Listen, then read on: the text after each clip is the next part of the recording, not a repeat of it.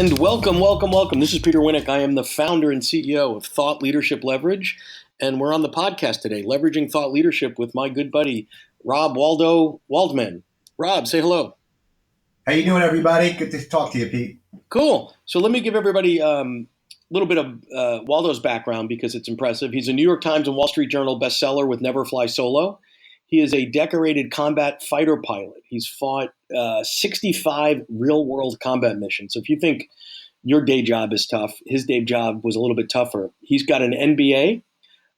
He has been inducted into the Professional Speakers Hall of Fame. He was on the board of directors there. He speaks a ton, probably 75, 100 times a year. He gives a lot back to sort of the speaking community. And he is one of the most innovative and creative speakers that I know with regards to the marketing, the positioning, all the grind and the hard work that you need to do to differentiate. So I very much appreciate having you on today. How are you doing today? Awesome. And it's always great to connect with you, Peter. I know when we met years ago, when you were working with another author and stuff, you were very generous with your time, and we built a relationship and a friendship, and it's spawned into a lot more than that. So I'm thankful to connect with you today. Oh, and I'm glad to have you on. Okay, so let's get into the fun stuff here. So the people out there listening, the zillions that we hope, or dozens at least that we hope are listening, are aspiring or established authors, speakers, and thought leaders that are looking to scale and leverage their content. So you do a lot of interesting things. You're not afraid to experiment. Give me just a quick overview of some of the things that you're doing or some of the things that you've tried that may have seemed to have been a bright idea at the time but didn't work. And more importantly, some of the things that you're involved in now that you're doing, and we'll get to speaking in a minute. But how else are you getting the message out there, the Wingman brand? So, as a fighter pilot, I was very maniacal about growth, about challenge, about change. I love being in that exciting environment. That's what really, really fires me up. And that's why being an entrepreneur and a speaker, the master of my own destiny, the ultimate pilot in command of my life is really important. I think anybody listening would understand that because as an entrepreneur, there's a tremendous amount of risk as well as reward. Mm-hmm. And I think it's important. It's so important to find your sweet spot, to find out what it is that you're good at and really drive deep and vertical in that without being distracted from some of the residual things that may be pulling you off your sweet spot. I call it the diamond of your content. What is it that you can deliver 24/7 and feel good about doing it and get paid for it while avoiding some of the things that may not feed your soul and may provide a little bit of revenue, but may distract you from what you're good at. And if that happens, that's when that's a recipe for disaster. And you're really good at that, Waldo. You know your space. You know what you rock at. You're constantly mastering your craft. But I imagine also, the other side of that is as an entrepreneur, and it's early on, and it's, years ago for you, and you're struggling a bit, and somebody comes along and says, "Well, I know this isn't exactly your type of gig, but ... It takes courage to say no and say, "Yeah, I could use the paycheck or whatever." But tell me about the importance of really staying in your lane.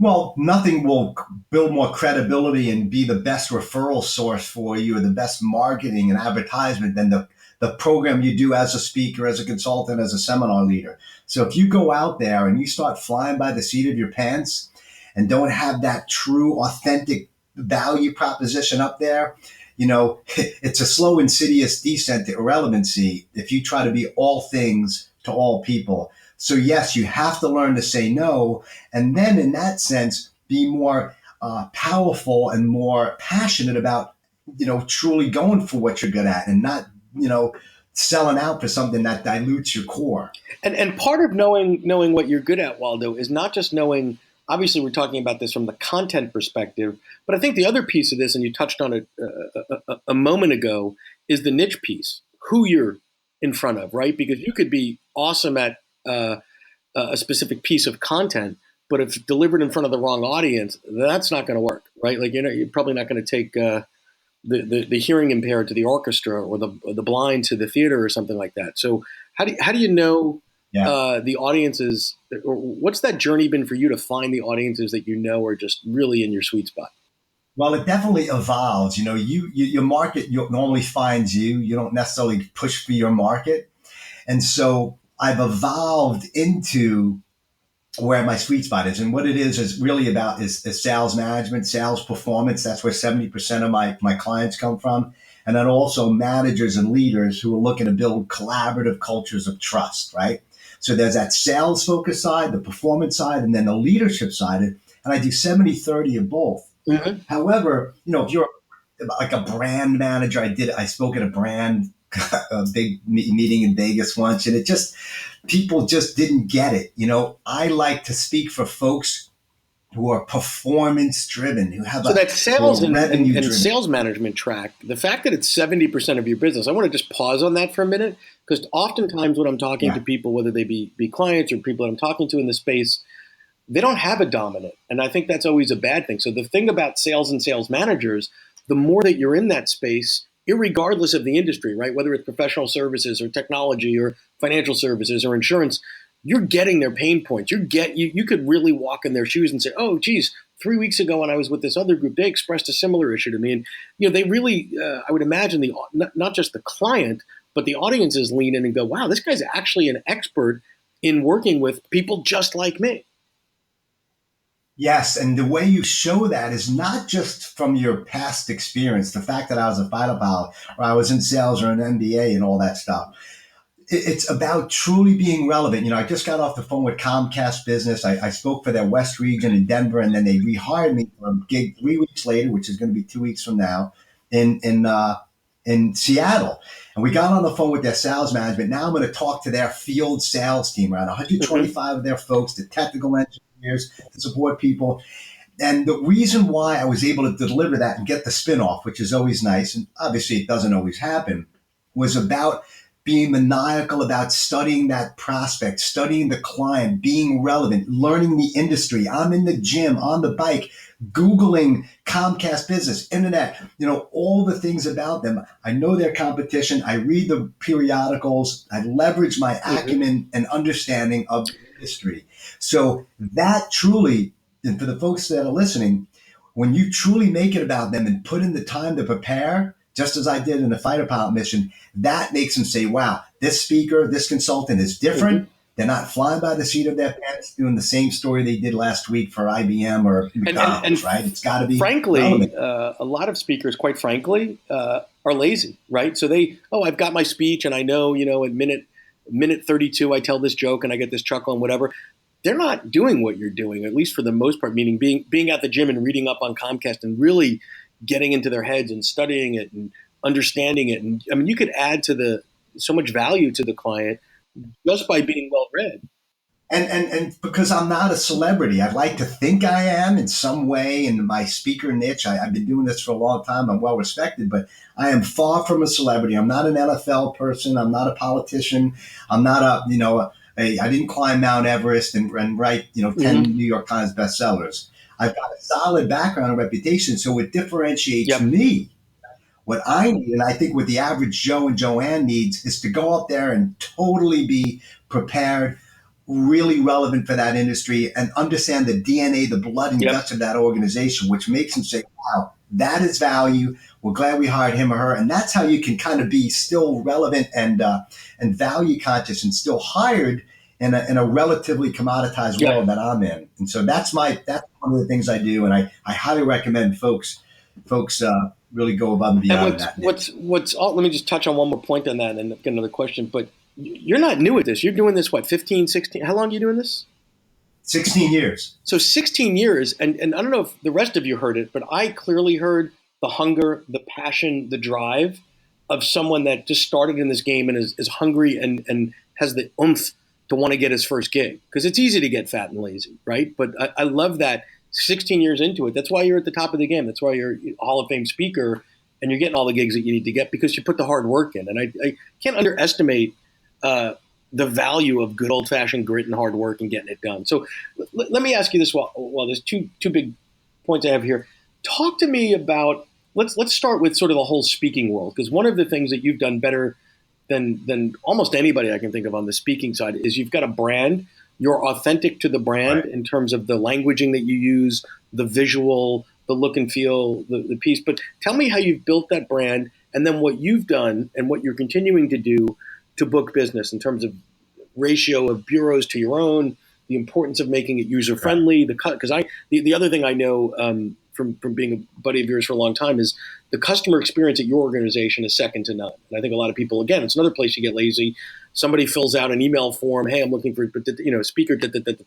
5 days later, you bother to respond. Like, are you kidding me? Give me a sense of your view on what you need to do to kill it on the speaking side from a business perspective. And so a lot of folks have great stories. They have amazing backgrounds and just experiences throughout the world. And I don't think the challenge as much for the speakers that are out there is about platform skills. It's important. It's critical. You need to be compelling. You need to share your story and share your value adds and all that. But where most speakers fail is in the business development, is in the brand, the differentiation, because I truly believe that you got to be mint chocolate chip in a vanilla chocolate world. Yep. You have to pick a flavor, a vertical, something unique about you and your product, your delivery, your brand that separates you from the rest of vanilla chocolate out there. And if you're going to be vanilla and chocolate, you better be the most phenomenal, gluten-free, non-GMO, out there, right?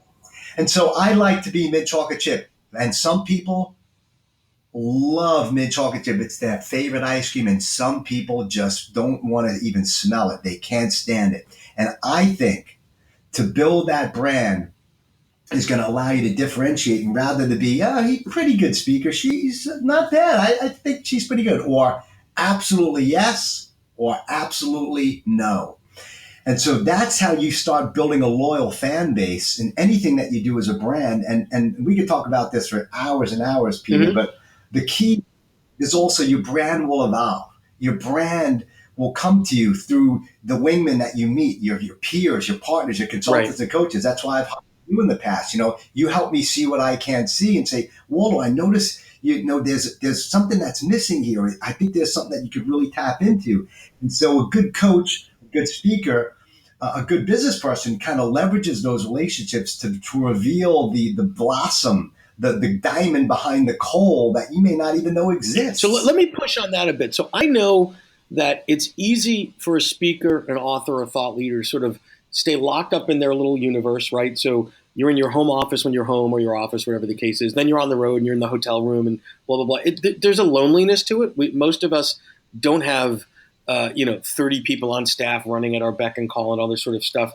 It's easy to get stuck in your own space and not get that external input, influence, feedback. And I know that you're constantly, you're what I would describe as a lifelong learner. You're always experimenting. You're always pushing yourself, finding somebody else, going to a new program. So tell me about that and how that impacts the evolution of the brand and continues to make the product better. Well, the world is changing. The technologies, the tools that are available, the macro scale of the world, the political infrastructure, the globality of clients, right? Things are very, very different now than they were 5 or 10 years ago. And so tapping into the heartbeat, the DNA of business, not just by reading the Harvard Business Review or Business Week or Google and Business Online or whatever, but really, really paying attention to the seminars that I'm attending. I'm going all over the world at these major conferences with Fortune 500 companies. I listen to the speakers. I want to sit in the back of the room and gather some of that intel and see what's relevant. And so again, let me stop you there, because you're putting out some of these nuggets that you're just pushing through quickly because they're part of your DNA. Right. But I don't think there are 5, maybe 10, I doubt it's 15% of all speakers actually spend any time at the conferences that they're at, just sitting in the back and taking it in. And if you're blessed enough and fortunate enough to be working with world-class organizations at the top of their game, I would think there's stuff to learn there. I'm fortunate to be on the road a lot too. And I'm like you, I'll sit there, even if it's an industry I don't know anything about, or it's a topic I don't know anything about, and just sit there for a half an hour and learn, because I know whoever they're putting out there is probably top of their game. It's the pulse of global business. And by accident, I probably learned something. So I love the fact that, 16 years in and probably 1,000 something speeches later, you're still the eager student. Yeah, and that's the key, and that's part of my DNA, and I'm passionate about it. Like you said, it's like I just love it, and I don't want to be average. I never want to take the stage and lose out on an opportunity that says, "Wow, Waldo was the best speaker we had. He really prepared. Hey, maybe he wasn't as charismatic, or he wasn't as didn't have a cool mountain climbing story like some of these other people. But when you truly are authentic and you understand the blood and guts, not just of the organization, by the way, not just because you studied their press releases and had an intel call Right. beforehand, but I'm talking to people in the gym. I talk to folks at breakfast. I want to know the new hire, Yep. 25-year veteran, what's going on with him or her?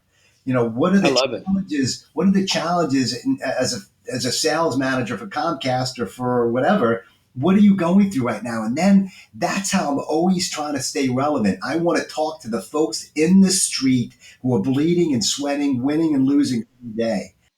And it comes through. It comes through in your delivery. And I would ask everyone listening to just be honest with yourself for a moment and ask yourself if you're putting it in at this level at every game, every event that you go to. Are you doing your homework up front? Are you working the room? And I don't mean working the room from a networking perspective, but actually talking to the dude next to you or dudette or whatever at the gym at 7 in the morning the day of the event? Or are you just sort of reclusive? Are you sitting in on these things? All these things matter. All these things add up. And there's a lot to learn from what Waldo's bringing to the table here. Take me back a little bit more on the business side of speaking. I always joke that there's only two types of speakers: those that want to speak more, and those that want to speak less. Right? Eventually, you get to a point where you say, "My God, I can't book another date." But for those that want to book more, tell them, hold no punches. I'm sitting there now and I'm doing 20 gigs a year and I'm whining that I'm not getting my 60 or 80, or I used to do 30, or how do I get more? What should I be doing? Okay. So I always look at you gotta have the engine, right? The engine is the speech, is the content, it's relevant.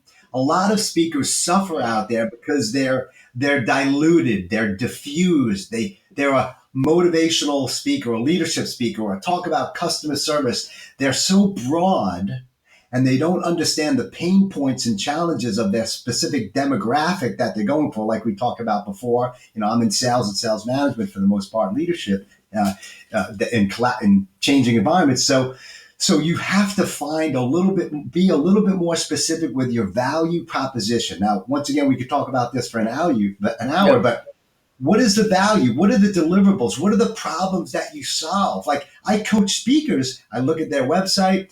It just says their name and leadership speaker, nothing about the problems they solve, the challenges that they help their clients overcome. So tapping into that, putting it front and center on your website, showing your Mm-hmm. diamond up front, that beachfront property. Mm-hmm. Also, look, video is so relevant. If you look at if you go on YouTube or social media, you see Gary Vaynerchuk and all these other folks, putting out content, video for a speaker. They need to test drive you. And Mm-hmm. so on your website, on your marketing materials, in your social media, on your YouTube channel, you need great, relevant, viable content, video showing you the test drive, the energy, the passion, the content. So let me hit it on the video piece, Waldo. So there's a spectrum there. So there are videos that you put out, Right? a sizzle reel or something along that's highly polished, highly professional. It's you're on the big stage with the big logos behind you, and Yep. then I also see that there are occasions where I think it was last week or something on Facebook Live. You had something up based on an incident with your son, and and that's a little more gritty. You're in a t-shirt. It's a Saturday morning. You got a baseball cap on, and it I like both. Right? There are times where I want to see what is the product on the stage, but there's another point I want to see. Well, he's an interesting dude, and he's got something to say, and he's sharing it with me. Yeah. Give me a sense of how people shouldn't feel uncomfortable with experimenting with different levels of polished, if you will. That's a great point. People want to see raw and real and relevant as well, obviously. Mm-hmm. You got to sometimes cut a vein on the stage, show them that you bleed, show them the humanity behind the business professional that you are. And I think that authenticity, that reality that people are striving for, they don't go to TV anymore for a reality show. They want the real, pure you on social media or on your videos, etc. So don't be afraid to show that. And this is something that takes time to develop. It takes courage. You got to Right. get out of your own head, and just tap into those sources. People, you got to remove the shield, remove the mask, so to speak. Right. It requires confidence and also a little bit of humility on your part. People want that. And I think that's another reason why I've been more effective on stage. They don't need the talking head, the Right. polished speaker. I think people more than ever are numb to that. They just want a kick in the gut, just a hug, a slap in the face. Show me what I need Yep. to do, and just put it bluntly. And once again, mint chocolate chip, because it may not Yep. work for some Well, and people. You got to find your tribe of wingmen. it's three dimensional, right? It's not some two dimensional newscaster reading from the prompter. When you put out some of the gritty videos, the real, you're taking a walk or you're sitting in your hotel room or whatever. It doesn't have to be perfect. Right. It's like, hey, it's 10 o'clock at night. I've been working all day, and this is hey, what you see is what you get. So video is important. All those pieces that you mentioned on the brand are important. Any other suggestion that you have for someone that's, I'm not getting enough gigs, or how come not me? Look. This is a sales driven world. It's a sales driven world. The hungry, the prepared, the committed will win. And you've got to be willing to build up a great marketing and sales arsenal of writing, of content, marketing materials. If you can't do it, outsource it. I have an assistant that's working in my office next door, Brian. He's been with me for a while. He helps alleviate some of the tedious tasks, the contract writing, some of the stuff that I can't stand doing, so that I can focus on content creation, on marketing, and leveraging that. So you have to really be willing to do that, and also stick to the fundamentals. You've got to be willing to find leads, pick up the phone, deliver your value proposition, ask for the sale, know how to create need and want in the client, deal with objections, all those things. You've got to be a sales professional. And if you are unable to do it, the only way you will be able to scale your business and get those gigs is by hiring somebody that is going to be committed in your organization to make those calls for you, to deliver that sales ability, and or work through a channel such as a speakers bureau, Right. who are in general, but also some are not going to be able to sell you the way you can sell yourself. You must be able to do that. If you're a speaker and you're out there on a platform, if you can't deliver that with confidence, then how? And they're going to. That's a big deal. If you're delivering on a stage and you can't talk on the phone, you better get some training and get some coaching to be better on the phone and find how to build your sales funnel and deliver your value and grow your business. It takes hard work and sweat and sacrifice, but sales is sales, and you got to learn it. Period. Dot. So it's hard work, it's sales, it's putting the effort in, it's putting the energy in. I think it's pretty obvious why you're sort of top of your game here. As we wrap this up today, what else would you ask people or suggest that people take a look at in terms of being able to continue to leverage and scale their business? Formats, assessment tools, whether it's modalities, or what are the other sort of things that you're experimenting with to increase your revenue in a way that isn't dependent on yet another speech? Because there's only so many speeches one can do. So what are the Yeah. other lines of business that you're looking at, or the other ways to monetize the content that you So, create? so this is extremely important. Selling digital products is important. Consulting, coaching, etc. I have something called an ACE program. It stands for accountability, commitment, and execution. A weekly video series that I share with my clients who've hired me. The great standing ovation, this and that. But what are you going to do to continuously move the needle and remain relevant in your organization to sustain that energy? So I developed this ACE program, and once again, very simple execution, weekly video. There's a lot of coaching. I just had my first coaching client around 8 months ago, a bank executive, and we did a 6-month program. He's trying to take his game to the next level. So I think coaching, if you're passionate about that and want to help move the needle for another person's life, that's great. I'm known as a wingman. I love helping others out. That's a huge advantage. And also, doing some consulting on site with a Mm-hmm. client. For example, a company, Land of Frost, they're a big food manufacturer and packaged meats. We're developing content on how to shift their culture. They've got a lot of turnover in the plant, the workers. They need to create this, vision 2022 vision. They're taking on Hillshire Brands, their biggest competitor. So how do we reduce their turnover, get them more passionate about safety and winning? And so now I'm going a couple layers deeper with the ACE program, doing a Right. road show with to their plants, et cetera. So, you can't sell what you don't offer. But this was brought up by the client who wanted more of my content, and we really developed a great relationship and putting the proposal together. There's tons you could do there, but be diligent about it. Get help from a wingman, a Peter Winick, or somebody else who can really help you come up with new ideas, because when you leverage the relationships, and this is a really key component, Peter, in my success, the relationships that I've built, I've invested in, spent time with, through mastermind groups, through the picking up the phone and helping people who now help me. And you're not just picking up the phone when you need something. I mean, a real relationship is a real relationship. Nobody likes that guy or gal that you see their number popping up on your phone and like, oh, they need something. Haven't talked to them in a while, right? Like, people are smarter than that. So as we wrap up here, Waldo, there was a ton in this program today. This was really chock full of stuff. How do people find you? Where do I get? I want to learn more. I want to book you for a keynote. I want to find you. Where do I do that?